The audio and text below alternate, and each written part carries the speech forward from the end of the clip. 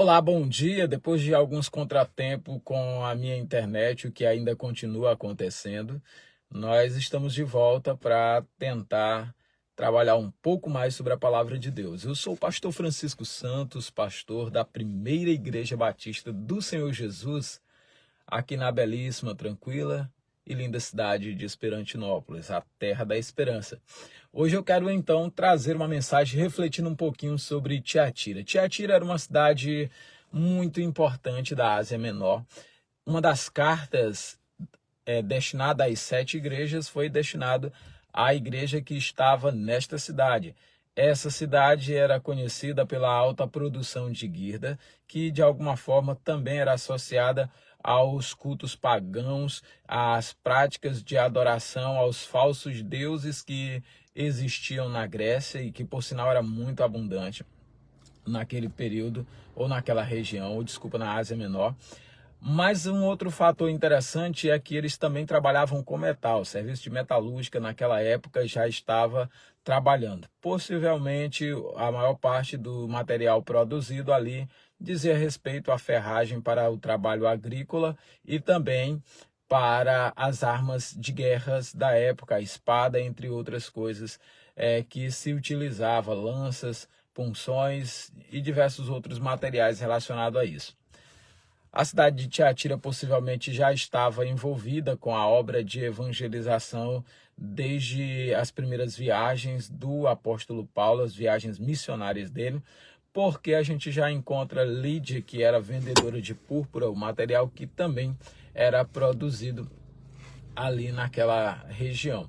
Então, dito essas pequenas questões a respeito da geografia que envolve aquela cidade no seu aspecto muito importante comercial, na geopolítica das relações comerciais, eu quero então refletir que nesse contexto se encontrava ali uma igreja de Cristo, uma igreja do Senhor Jesus, que estava preocupada em viver para a glória de Deus. O Senhor olha para aquela igreja e o que o Senhor percebe é que ali tinha uma igreja que tinha amor para com Deus, para com o seu reino, para com a sua obra.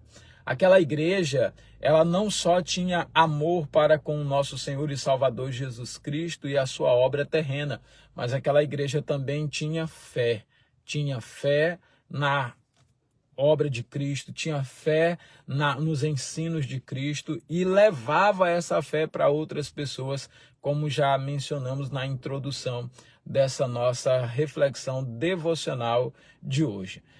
Nós temos pensado, e eu tenho olhado para essas passagens aqui, as cartas destinadas às igrejas da Ásia Menor em Apocalipse, para encontrar aqui uma mensagem de esperança, uma mensagem de encorajamento.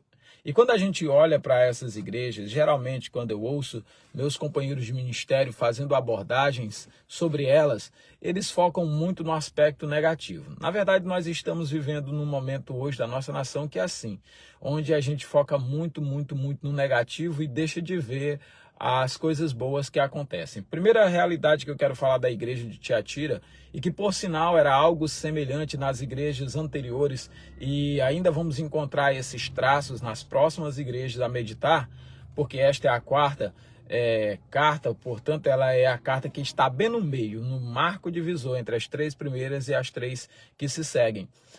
Nós vamos perceber que a igreja sempre teve e sempre terá, porque está joio e trigo se congregando na igreja local, na denominação local.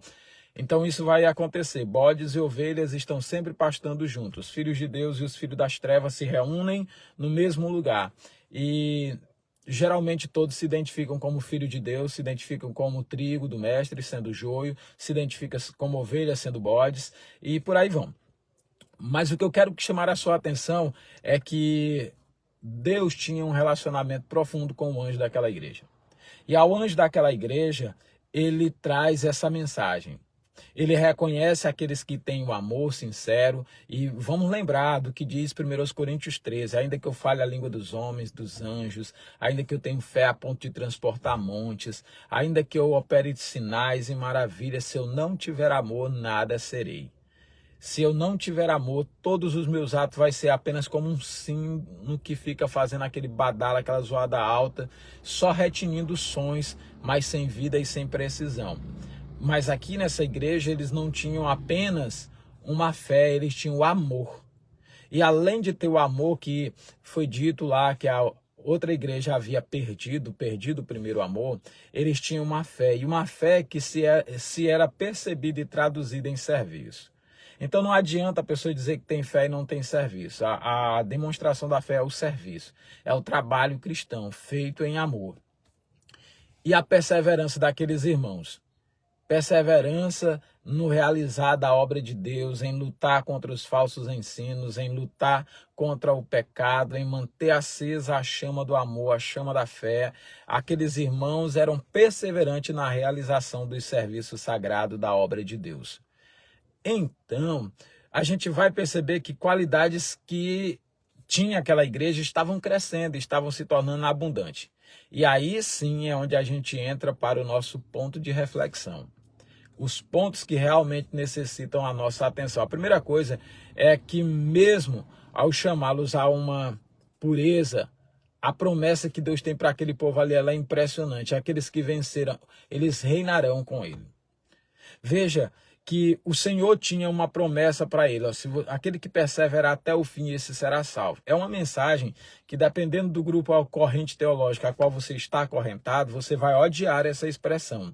E aí a gente tem que tomar cuidado, porque todas as vezes que a gente odeia parte das escrituras sagradas por causa do movimento A, do movimento B, na verdade, aquele ódio é um ódio contra Cristo, é um ódio contra o Espírito Santo de Deus. Aí sim se cumpre aquela palavra que diz: homens incircuncisos, de dura cerviz, vós sempre resistis ao Espírito Santo.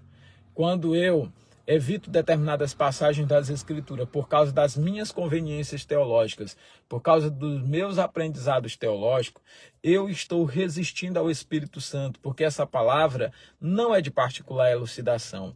Essa palavra não foi produzida por vontade humana. Entretanto, homens santos de Deus falaram da parte de Deus movidos pelo Espírito Santo.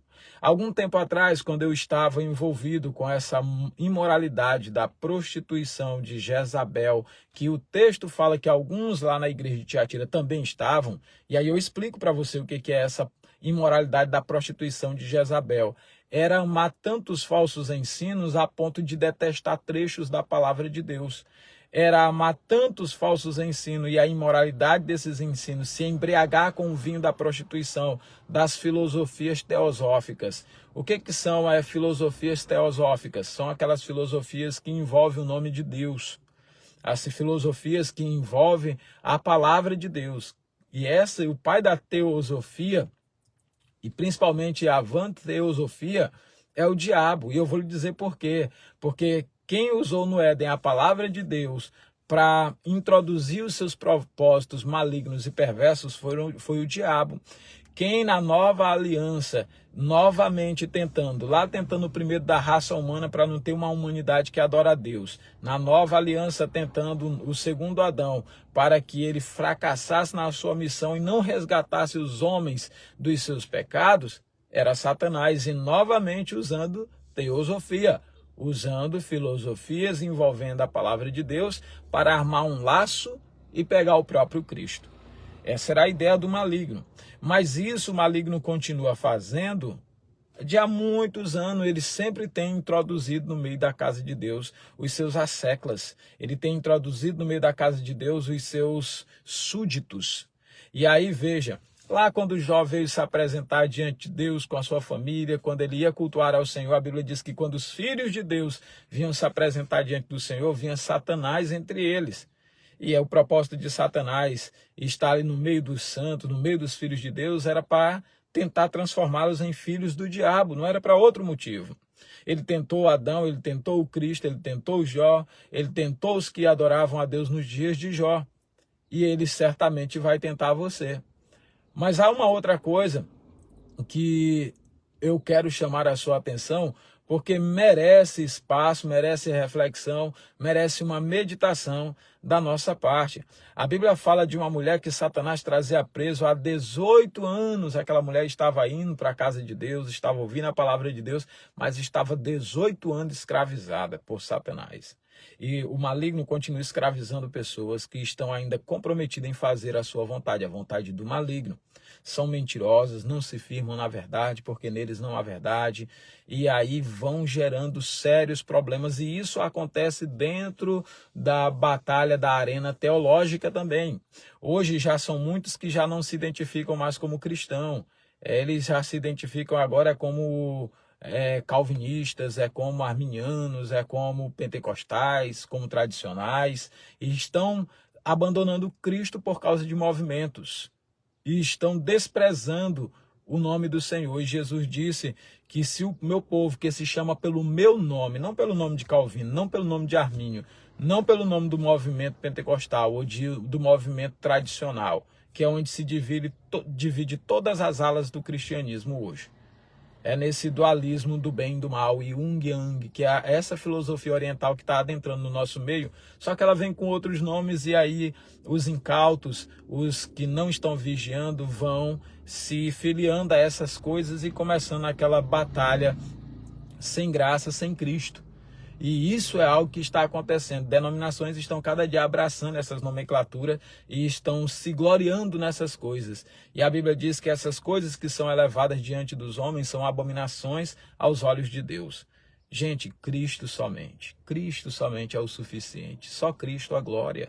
E quando a gente diz isso, não tem espaço para dar glória para movimento de 500 anos atrás, não tem espaço para dar glória para movimento criado aí por volta de 1910, 911, 915. Não tem espaço para a gente estar trocando, sabe, o que é primário pelo que é secundário. Não há espaço para isso. E a igreja de Tiatira estava enveredando-se por esse caminho. Aí o Senhor levou uma palavra de alerta, porque o que estava acontecendo ali em Tiatira? Aquele povo estava se afastando da simplicidade do evangelho, e nós precisamos cada dia estar vigilantes sobre essas coisas. E a gente percebe que aquele chamado de Cristo ali naquela carta era um chamado para o povo ir um pouco mais alto, pois o refinamento de Deus, ele sempre visa a nossa glorificação final, a gente chegar no reino dos céus, a gente simplesmente conseguir passar por essa vida aqui sem que ninguém tome a nossa coroa, sem que sejamos derrotados ao longo da caminhada, sem que a gente naufrague na fé, sem que a gente cometa a apostasia, possibilidades amplamente vistas nas Escrituras que aconteceram e ainda acontecerão. Muitos começaram a boa caminhada, mas não terminaram, porque naufragaram na fé, porque apostataram da fé, dando ouvido a espíritos enganadores e a doutrinas de demônios. E as doutrinas de demônios são ensinos que vêm até em nome da palavra de Deus, mas que não têm um propósito de nos levar à submissão ao único Deus verdadeiro. Bendito seja o seu nome. Então nós precisamos trazer isso à memória. Lá em 1 Coríntios, capítulo 3, versículo 12, a palavra de Deus ela é clara quando ela diz o seguinte para nós: e se alguém sobre este fundamento formar um edifício de ouro, prata, pedras preciosas, madeira, feno, palha, a obra de cada um se manifestará. Na verdade, o dia declarará, porque pelo fogo será descoberta, e o fogo provará qual seja a obra de cada um. Se a obra de alguém que edificou nessa parte permanece, esse receberá galardão. Se a obra de alguém se queimar, sofrerá detrimento, mas o tal será salvo, todavia como que pelo fogo. Aqui ele está falando do serviço cristão, evangelizar, ler a Bíblia, orar, esse tipo de coisa. Principalmente essa questão da oração, que havia horários específicos na casa de Deus, onde o povo se reunia para orar. Pedro e João iam para a oração no templo, no horário designado. E a obra de evangelização, porque o Espírito de Deus havia usado o apóstolo Paulo, e o Espírito de Deus falou por boca de Paulo, dizendo que havia alguns que pregavam a Cristo por amor, outros faziam por contenda, mas o que importava era que o nome de Cristo fosse anunciado. Havia aquela boa vontade, e havia também aquele reconhecimento que, independente, eu estou falando de Cristo porque eu quero fortalecer um movimento, uma corrente teológica, eu estou falando de Cristo porque eu quero satisfazer uma vaidade pessoal que eu tenho de uma espécie de teoria bíblica que eu criei e quero levar essa teoria bíblica adiante, mesmo reconhecendo, às vezes até já tendo sido convencido de que aquilo está errado, mas você quer por vaidade levar adiante. O importante é que você fale de Cristo, o importante é que você, com Cristo ou sem Cristo, anuncie quem Ele é e espalhe a sua palavra, porque importa que Cristo seja anunciado. Porque no final das contas, o importante é que as pessoas conheçam a Cristo e temam a Ele, vivam exclusivamente para eles. Sem essa dubiedade de proclamar e dizer que só a Cristo a glória e passar mais tempo dando glória para os homens e proclamando os homens e tendo cuidado com as coisas daqui de baixo, criada pelos homens, em desprezo total da palavra de Deus. Cada ato de amor que a gente percebe e serviço, ele é visto e compreendido por Cristo. E há um texto interessante quando a gente está fazendo a obra de Deus e muitas pessoas até não têm se apercebido do que tem acontecido, mas a palavra de Deus ela vai deixar muito claro sobre essa realidade. O ato de amor e de serviço de cada pessoa será recompensado por Cristo. A Bíblia diz que todos nós compareceremos perante o tribunal de Cristo para receber, segundo o bem ou o mal que tivermos feito por meio do corpo. Aqueles que fizeram mal receberão a pena da condenação eterna.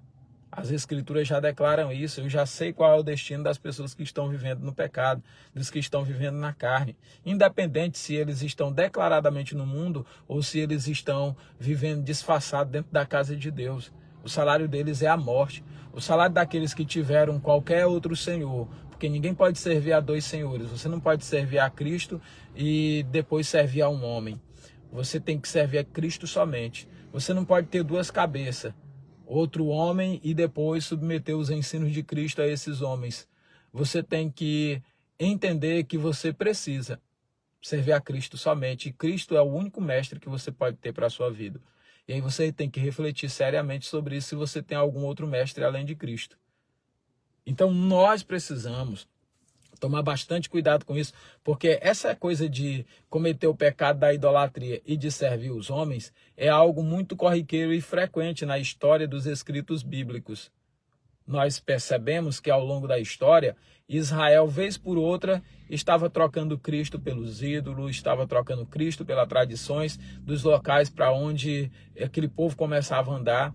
E não era por falta de alerta, porque Deus já tinha dito, quando vocês entrarem na terra que o Senhor teu Deus te dá a possuir, não aprenda a fazer conforme as abominações daquele povo. Mas ainda assim muita gente estava se enveredando por isso. Então, aqui vai um texto importante para a gente refletir. Hebreus 12:11 diz, na verdade, toda a correção ao presente não parece de gozo, mas de tristeza. Mas depois produz o fruto específico, ou pacífico, de justiça nos exercitados por ele. Então, veja, é necessário uma repreensão. Todas as vezes que você ouvir um sermão, você tem que ouvir um sermão nesse propósito de você estar crescendo. Eu dou graças a Deus que nós conseguimos aqui na Primeira Igreja Batista do Senhor Jesus criar uma comunidade de discípulos que amam a palavra de Deus. E aqui eu tenho homens que não têm nenhum curso de teologia, mas eles são profundos nas Escrituras, porque de fato eles meditam na palavra de Deus de dia e de noite. Eles continuamente, frequentemente estão lendo as Escrituras, pregando as Escrituras, ensinando as Escrituras. E eu quero chamar a sua atenção para algo muito importante e especial. Várias vezes eles já me corrigiram. Sabia disso? Várias vezes um missionário aqui da igreja já chegou aqui por 2 vezes e me corrigiu de coisas que eu ensinava de púlpito que estavam erradas. E na conversa, no diálogo com os outros irmãos, vez por outra a gente vai lá e começa a falar das Escrituras e eu levo uma correçãozinha aqui, ali e acolá.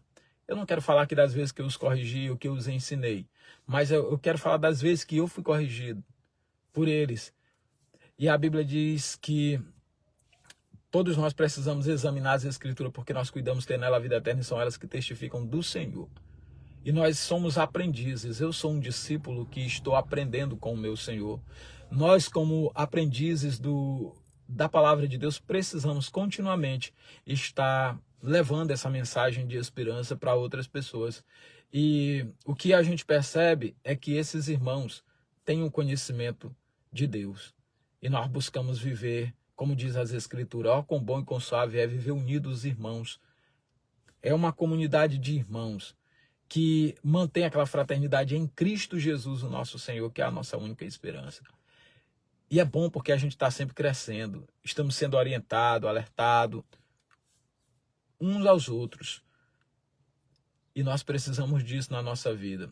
A mensagem à igreja em Tiatira foi para dizer o seguinte: olha, vocês que estão mantendo o amor, a fé, o serviço, precisam continuar perseverando nisso. Mas aqueles entre vocês que estão vacilantes, eles precisam arrepender-se. Porque só aqueles que perseverarem até o fim é que serão salvos. Essa era a mensagem de Deus para aquele povo. E também a mensagem de Deus para você. Meu irmão, minha irmã em Cristo, vigie sobre os seus caminhos e aplique as Escrituras e vê se você permanece no Senhor. Deus abençoe você, a sua família e até o próximo momento que vamos estudar a palavra de Deus, em nome de Jesus. Forte abraço. Se essa mensagem está te abençoando, está te ajudando, repasse para os seus contatos, para os seus amigos. Se você ainda não está inscrito no canal, se inscreva, é muito importante para você estar recebendo essas notificações e recebendo as nossas meditações diárias.